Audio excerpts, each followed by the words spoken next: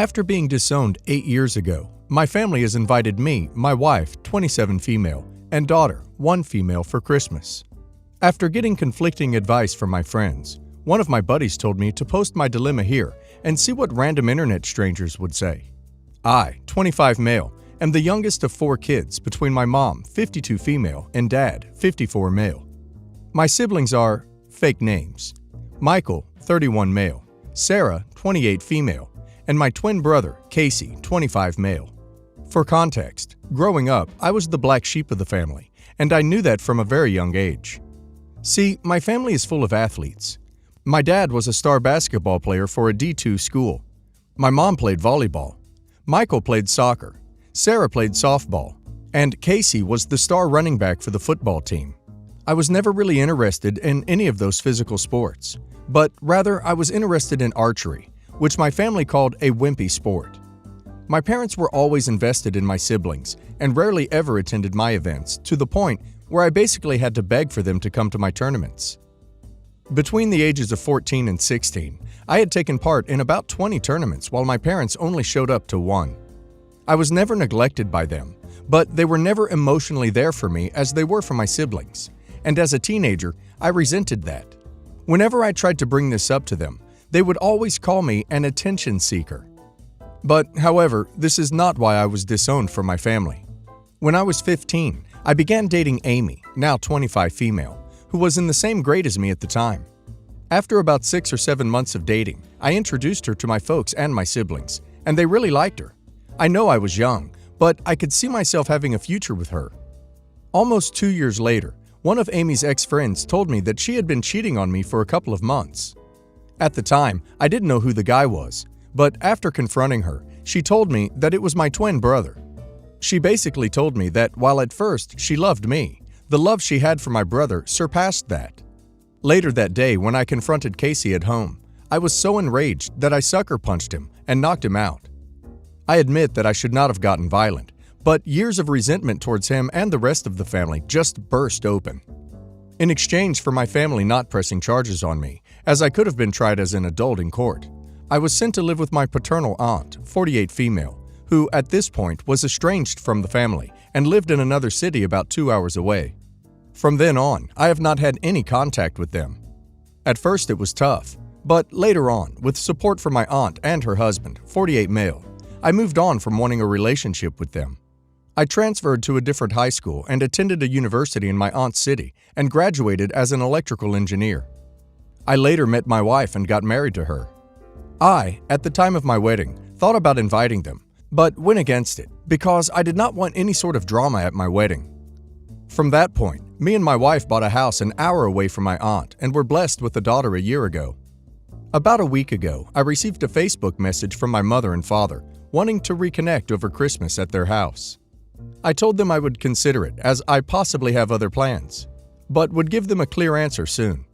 Later on, both Michael and Sarah sent me friend requests, which felt weird to me. My wife has told me that if I decided to go, she and my daughter would spend Christmas at my father-in-law's house, so she does not have to deal with unwanted stress, as she is 2 months pregnant, and I agree with her. My question to those reading this is that should I go and try to reconcile with my family, or should I not? I am very conflicted on what to do. On one hand, they perhaps feel bad about what they did to me and want to apologize for what they did. But on the other hand, perhaps if I go there, they will try to make me apologize to Casey, which I do not want to. Any advice would be helpful. Update. Hi there guys, it's been a rough 2 weeks, but thank you all for the advice and support.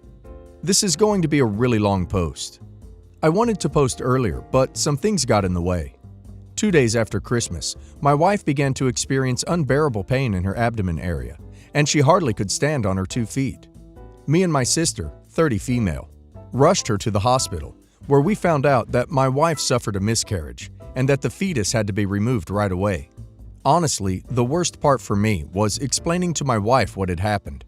Due to complications surrounding the operation, my wife was forced to stay for 2 more days. Honestly, I've been trying to stay strong for my wife and my daughter, but honestly, I am struggling right now. On to the update of the original post. Most of you that commented on the same day that I posted told me to not spend Christmas with them because of the significance of that holiday. I agree and decided I would spend the rest of the holidays with my wife. They never made time for me, so why should I make time for them? When I texted them this, I assumed they would try to argue with me, but rather, they said they respected my opinion and could not wait to see me after the holidays. I began to do some digging into my family to try to figure out why they have reached out. Michael is a corporate lawyer who works for a major company in my hometown.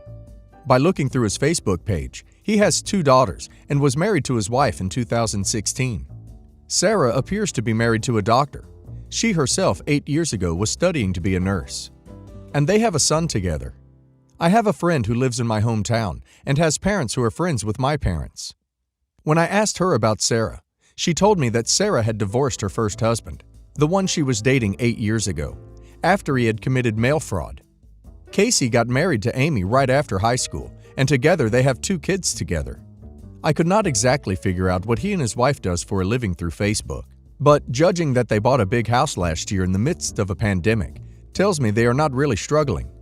My dad seems to be going through a midlife crisis, and mother is really into the wellness community.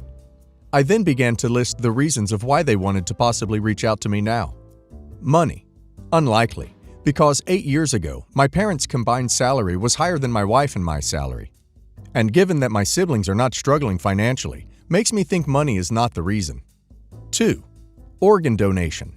Could be the case, but seems unlikely. But a Redditor said that it could be that Casey, given he is my twin, would be my most likely match, and I think it's unlikely because he was tagged in a Facebook post skiing just a week before Christmas. Regarding my daughter, they could possibly be reaching out to me to have a relationship to my daughter, but I honestly am not sure. My daughter is not the first granddaughter for my parents, so I do not know why they would want to meet her. They most likely found out my daughter existed because my wife's Facebook account was public. She has since privated her account. I then contacted my aunt, the estranged one who took me in, informing her about the situation, and she explained to me why they were reaching out to me after all this time. To understand the situation, you need to understand why my aunt was estranged. My paternal grandpa, 79 male, and grandma, 76 female, had 4 children. My dad was the second oldest, and my aunt was the third. My aunt, after college, came out to her parents as bisexual and began dating her girlfriend.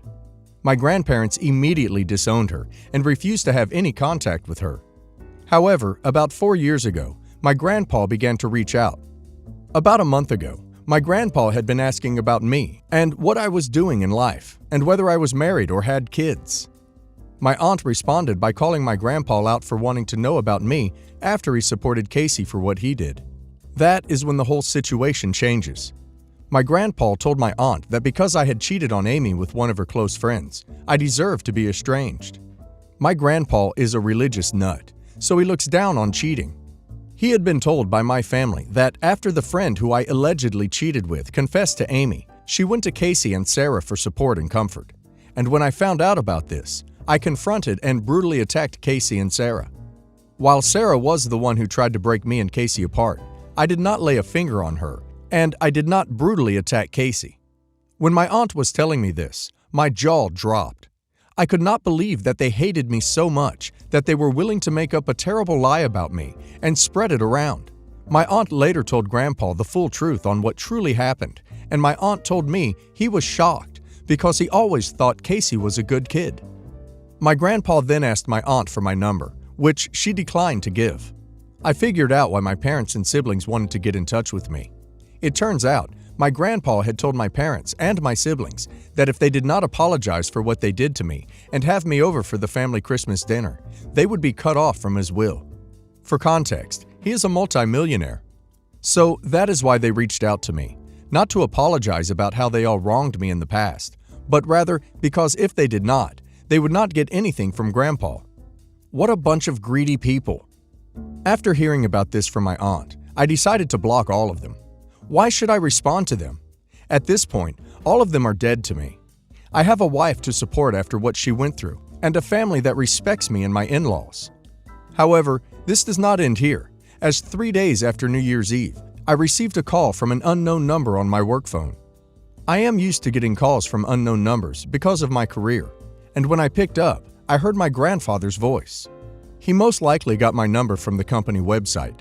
The first thing he did was apologize for not trying to get in contact with me for the past 8 years.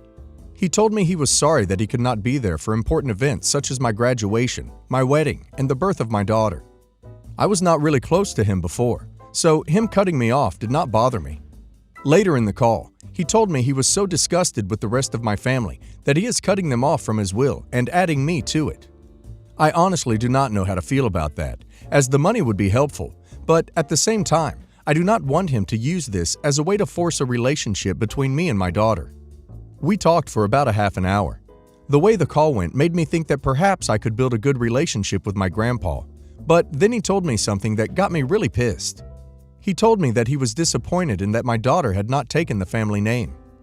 For context, after I got married to my wife, the issue of the last name to use as a couple came up.